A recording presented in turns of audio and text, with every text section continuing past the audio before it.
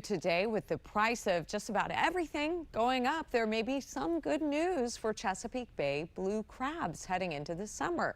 That is, if the law of supply and demand holds true, because as Maryland Bureau Chief Brad Bell reports, after a really bad crab year in 2025, it looks like supply will actually be up.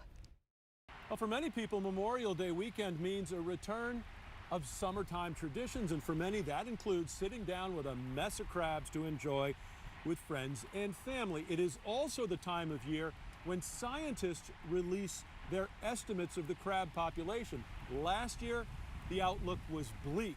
This year, the news is much better. Every winter, scientists set out on the bay to drag dredge baskets through the mud where crabs hide out for the season. They count and measure what they catch. The result is what is called the Winter Dredge Survey. It's an estimate of the total crab population in the bay. Well, last year, that count was 238 million crabs, down from 317 million the year before, and way below the long-term average. It triggered concern for the resource, and in seafood markets like Captain White's and Oxon Hill, it meant significantly higher prices. This year, much better news. That count has jumped to 349 million crabs. Maryland's Crab Program Manager Mandy Bromelo calls it encouraging news. Overall, we saw an increase in total blue crab population. We're up about 46% from last year. This was primarily driven by an increase in juveniles. We saw about 120% increase in juvenile abundance this year, so those really small crabs. We also saw a slight increase in our adult male population. We saw a decrease in our adult females, which isn't great, but the overall increase in the population is pretty good news and seems pretty promising for the coming year.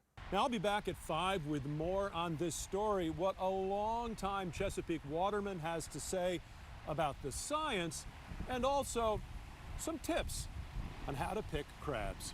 In Oxon Hill, Brad Bell, 7 News. Oh yeah, there's a right way to do it. Thank you, Brad. And today we are asking you to weigh in. What is your favorite seasoning for your crab feast? Is it Old Bay, J.O. Spice Company, or is it Tony Sashuri's?